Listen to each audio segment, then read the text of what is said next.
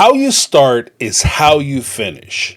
Season 19 opens with a straight fugazi. Kody and Robyn are trying to rebrand the reason why the family fell apart. He goes into this whole diatribe that the reason why we fell apart is we're standing here on this sacred ground of Coyote Pass. I wanted to have one house, and the wives couldn't go along with it, and so therefore the family failed. Forgetting, of course, the entire thing with the COVID rules and him ignoring half of his family, I'm sorry, not even half his family, a majority of his family, and putting them on the back burner so that he could focus on 1/5 of his family. And instead of facing his culpability and his responsibility as to why the family failed, it turns into, again, the whole fugazi-ass excuse of the reason the family fell apart is because I wanted to have one family and they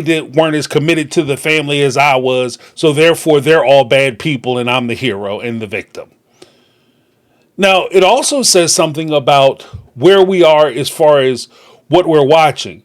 Because when we pick up from last season, Kody, Mary, and Robyn sitting on Coyote Pass, and Kody, coming to terms with the fact that him and Mary are no longer going to be together, and they're coming into an agreement that they're no longer going to be together. Robyn having to come and face facts that Mary is actually going to leave the family, and she's not going to be around and hold on with her, and she's going to go and complete her life and pursue her dreams and her goals and do what's right for her. And all of a sudden, Robyn is crushed that Mary might actually go out and find happiness. But during the course of that conversation, they start talking about Coyote Pass. Even though they're talking about breaking up, Kody starts off with, hey, there's your lot over there. Do you want to go see where your lot is? Because in his mind, he already decided how they were going to divide things. For those who don't remember, or those who need that refresher, or those who are just tuning in this season, and it's the first time, let me introduce you to the 4x4x2 split that Kody wanted to perform. Okay, so you get 4, Robyn gets 4, so you guys get 8 together. No, it's 2-acre lots. Yeah. 2-acre lots. Yeah, and then 4-acre lots. Right, so if you're getting 2 and 2, that's 4. This is just weird to me that you two get 8 together, 4 and 4. Janelle gets 4, and I get 2. Now, aside from the bad math that he was trying to perform, but see, that wasn't the beginning of the con. The con had always been, if you remember, going way back, when they first get out to Arizona, what did they always say? It was always, oh, we have to pay the property off. The first thing we have to do is pay the property off. We can't let anybody move on the property or make any plans on the property until we pay the property off. Even though you made plans to bring a guy out to subdivide the lots or reconfigure the lots from 4 lots into 5 lots, we still got to figure out how we're going to do it because we got to pay the property off. We bought Coyote Pass over 4 years ago. We've got a big payment coming due, and with the family falling apart, we got to figure out what we're going to do. So if we don't pay the land off in the allotted time, we can lose all of it. It's really a stupid contract, to be honest. The way that they were able to purchase the land was that they made a negotiation with the person who owned the land that it would be financing through that homeowner, through that landowner. They weren't going through a traditional bank in order to pay for the land. Now, even then, this is where Robyn comes in with the whole thing of, oh, that was a stupid idea because if we don't pay it all off in a couple years, then we lose it all. Yeah, lady, that's how loans work. That's how credit works. It's no surprise that the person who entered into the family with $60,000 worth of debt doesn't understand how credit and loans work. Yeah, you borrow money, you got to pay it back. So if this guy isn't just giving you land because he thinks you're cute, or you're the cutest Mormon girl in church, and you're shaking your butt down the aisle, so he gonna give you your 14 acres of land on the side of a mountain somewhere. That's not how life works. You don't just get free stuff. Somebody is paying for that free stuff. Sorry to tell you, but that's how it works in the real world.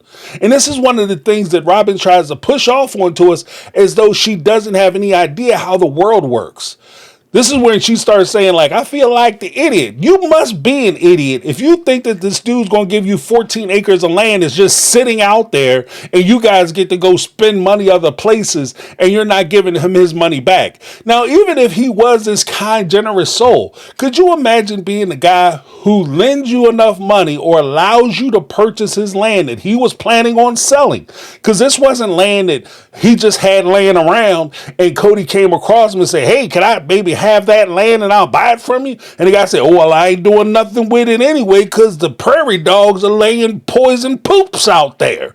That's not what happened. This land was up for sale. And Kody and his wives went to him, asked him for a favor. He took the land off the market and allowed them to buy the land from him.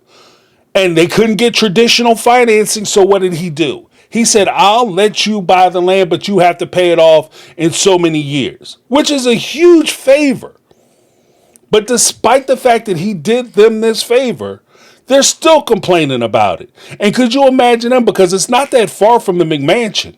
So could you imagine his delight when they still owe him money and they go and buy a house that's equal to the money that they owe him? This is like you lending your friend money and you catch them coming out of the sneaker store with a pair of shoes that cost the exact amount of money that you lent them. Or you catch them at the bar or the club popping bottles in the VIP section and he owes you rent money. And he's drinking up his rent money. There's going to be smoke in the city. And it also comes to the point where Robyn does approach this like it's free money. Like in her mind, I think that she believes that money grows on the trees out there at Coyote Pass. Even when they were talking about paying off the land, because they've been talking about paying this land off since they arrived from Las Vegas to Arizona and purchased this land. They've been talking about paying it off. There was one point right before the COVID stuff really hit where Kody was over at Janelle's house in season 16. And Robyn had this to say about Kody and Janelle figuring out how to pay the land off. So there's a part of me that's like, well, if Kody and Janelle are out there, will they start kind of formulating ways to get these pieces paid off so that we can get started? Maybe this will be good. If I were to believe Robyn's narrative that she's this naive, innocent lamb just running around with these lions, tigers, and sharks who are just land sharks, just eating everything, devouring everything in their wake. And she's just this innocent person walking through life, it would still make her look bad. Okay? Oh, I'm just going to let Janelle and Kody figure out how to pay the land off while she's sitting in a big ass house. If you guys would have decided instead of moving into the McMansion, you would have moved into a smaller house, then you would have been able to get the money together to be able to purchase the home that you wanted or purchase the land and pay the land off. You just make sacrifices to get the things that you want. It's about planning. It's about budgeting. These are just sense of responsibility. You know, these are things that adults have to deal with. And one of the craziest parts of this type of relationship is that even though Robyn is significantly younger than the OG3 or even Kody, you're not a child. Like that might have played if you were still in your 20s that you could play this game, but you're in your 40s. Like, what are you doing? What are you talking about? And what bothers me the most is she's acting like a little kid who's looking to her parents to fix all her problems. And especially since they've been consistently talking about paying the land off. So she's aware that they have to pay the land off. This isn't something that she's unaware of. And it begs the question, if you know that the land has to be paid off, why haven't you done it yet? Why hasn't the land been paid off? Why haven't you put a couple dollars aside so that you can do the thing that you have to do? Because you have to do it. Because like she said, if you don't pay it off, you're going to lose it. And even if you couldn't pay it off, aren't you in a position by now to be able to go out and get at least a conventional loan for the land to be able to pay the land off through a bank? Instead of, like, you might have been a little cash strapped when you came from Las Vegas to Arizona, but after 4 or 5 years, you guys are putting your names at least on 2 mortgages, Christine's mortgage, Kody and Robyn's mortgage. You're renting homes all over town. You guys don't have the credit to be able to go to a bank and say, hey, we would like to purchase this land and we would like to get the money to do so. That's weird to me. Now, in my opinion, I honestly think the Coyote Pass should be renamed to 3-Card Monte Court. Because that's essentially what I'm watching when I hear them talk about it. It has all the elements of that traditional con. What do I mean by that? When they talk about Coyote Pass, it's best described as a shell game. There's a lot of moving parts. There's a lot of deception. There's a lot of tomfoolery. They're trying to confuse you with a bunch of gobbledygook that doesn't mean anything. Now, I'm going to refer back to the 4x4x2 where Kody was telling Mary that he's going to give a 4 and there's a 4 over here and a 2 over here and there's only 2 2s and he's going to give her one of the 2s and he's going to take 2 of the 2s. So that way it'll be 4 to 4 to 2 of the 2s. 1 2 is going to go to Mary and then 2 2s are going to go to him because it's like 1 2. So that makes perfect sense. That doesn't mean anything. That's pimp talk. We can't forget the 4 acres that they already share at the McMansion that Mary and Janelle contributed to. It's 2 acres where the house sits and 2 acres in front of that. That's 4 acres. So when push comes down to shove and we talk about the land that the Brown family owns, it's not 14 acres at Coyote Pass. Nay, it's 18 acres because we have to include the money that was kicked in for the McMansion. Now, if you're not going to include the money that's kicked in from them contributing to the down payment of the mansion when they sell the McMansion this year because they put the house up for sale now that we're all aware of for $1.6 million, then Janelle and Mary should get a breakdown from that. If we're not going to include that in it, it's just a place where I have my kids, as Kody describes it. Let's listen to the way Kody describes the McMansion as being owned by the bank. Robyn's house isn't an asset. It's a bank's asset. We have to house our children in that house for another 15 years. Now, that doesn't make any sense. That's not how real estate works. It's an asset. It's your asset because it's your Kody and Robyn's name on that house. It's not the bank's name on that house. Yes, the bank has the note, carry the note. And if you don't make the payments, going back to the first thing I said about you not paying your credit, if you don't pay that mortgage, the bank is going to take the house. But as far as the bank is concerned, when you sell that house for $1.6 million, that money that you owe the bank goes to the bank, but the rest of it comes to you. So that is an asset that is considered to be Robyn and Kody's. And we all understand that. Apparently they don't for some reason until they do. Now, it strikes me funny that even in this first scene, Robyn, the master of communication, we need to start talking in this family so we can figure out our problems. When Kody goes to talk to her about some of the issues that they're facing and his desire to no longer build on Coyote Pass, what does she say? She stops him from saying that he wants to sell the property because if they sell the property, the common sense and the common logic of it would be, especially since you already owe Janelle and Mary a substantial amount of money between Coyote Pass and the McMansion, that if you were to sell Coyote Pass, that a majority of that money or proceed would have to go to them to pay them back for the loss of said project or for the loss of said land, as well as for their contribution to the house you're living in. But Robyn, oh no, I can't even imagine that. I can't even have the conversation. Let's take a listen. I got to be really honest with you. I'd almost rather scrap it or sell it and then just start again somewhere else. I can't talk about that. I'm sorry. That is not where I'm at. I can't talk about I cannot even I fathom. can't talk anymore about reconciliation. And this is, again, part of the reason why I say it's the 3-card Monte Court. Now, when it comes to 3-card Monte, for those who are not familiar, this is a card game where you basically try to pick out like the ace or they'll have like a red ace or a red queen. And they say, oh, pick the lady out. Pick the lady out. And they have 2 black cards. And they'll throw the cards around and they'll try to con you. Story time. I went to school downtown for high school, and I got to see a lot of different things. Well, one day after school, I was hanging out with my buddy.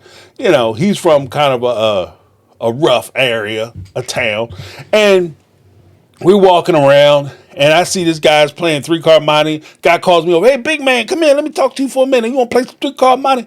And I'm watching these guys play, and the one guy is like playing, and he's winning, right? And he's picking ace. There's the ace. There's the ace. And he said, I tell you what, man, you want to play? Just put down $5. You can play. You can play. And I was like, nah, I'd rather not. He said, look, man, I tell you what, it's so easy. It's so great.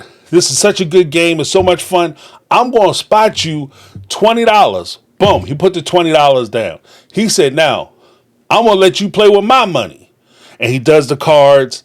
And I'm like, oh, there it is. And he's like, oh, look, you win. Right? See, and he throws out another 20 on top of the 20 he just gave me, which means that now I have $40. And me being who I am, I'm like, oh, I got $40. I'm going to quit while I'm ahead. I went to turn around and walk away. My buddy's like, no, don't do that. Don't do that. He's like, just play again. And so we play again, and the guy takes the money, right? I'm like, there's a card, and I'm wrong because now he's playing for real, right? And he takes his money back, the $40, all of it's gone. And me and my buddy, we leave. And when we left, my buddy clued me into the game, which I'm about to clue you into right now. Now, when we walked away, what I didn't realize at the time was the guy who was standing there playing, he wasn't there by himself. The guy who was doing the dealing, he wasn't there by himself. The guy who was, when I first walked up, the gullible Mark, he was in on it. He was in on it. So he would show everybody how easy the game was, and he would make everybody feel better because he would approach the whole game like he's in the same position you're in. They'd, oh, I'm not even that smart, and I'm able to figure it out. I'm so dumb. I'm such an idiot, right? I'm the gullible idiot.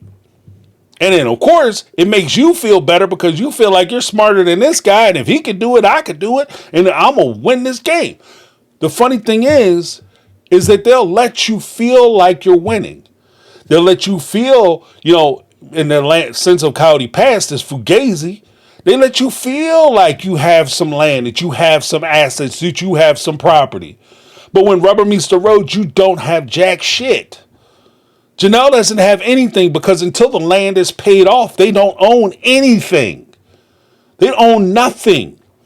The only 2 people who own land, or 3 people who own land in Arizona, was Christine when she bought her house because she insisted on purchasing a home, and Kody and Robyn because they bought the McMansion. But when you talk to Janelle and Mary, they didn't own any land in Coyote Pass, even though Robyn and Kody insisted on telling them that they had all these assets and that they were doing pretty good, and we all in the same boat. They aren't in the same boat. What makes it worse is that the 3-card money isn't just limited to the 2 people who are standing there playing, the guy who's dealing the cards and the gullible idiot who's standing there. There's also at least 2 to 3 guys who are standing around in the crowd who are also with those 2 guys. The one dealer guy, he's good. He's good. He'll get you nice and confused. You won't know what's going on. But those other 3 guys, they're there just in case you are better than the dealer. And if you do mess around and win, and the dealer can't fool you with his little sleight of hand, then what's going to happen is when you win, you take your winnings, and you walk down the street and you turn that corner, you're going to get robbed. You say, but James, it's just Kody and Robyn. If you go back and listen to Kody from the time that they went out, and he comes back and he's excited about the meeting he had with who? The lawyer, and they were talking about how much that land is worth and how they could rent it out and he could make a bunch of money. Kody had been consistently meeting with these attorneys the entire time, talking about that land. And the reason why I mention the attorneys, because at the end of the day, if Kody is good enough to be able to flip and flop and swindle them, and Robyn is good enough as a gullible player to be able to trick them and swindle them out of the money, then they're just going to straight up jack them that way. But if they can't swindle them out of the money, then them attorneys are going to help them rob those 2 women. If you guys agree with what I'm saying, let me know down below. Give me that thumbs up. If you disagree, let me know down below, but still give me the thumbs up. Hey, why not? I'm going to drop some more videos talking about Coyote Pass, and plus a bunch of other stuff that I saw in this video. Let me know what you guys think. That's my take. I'm James. This has been My Take on Reality, and I'm out.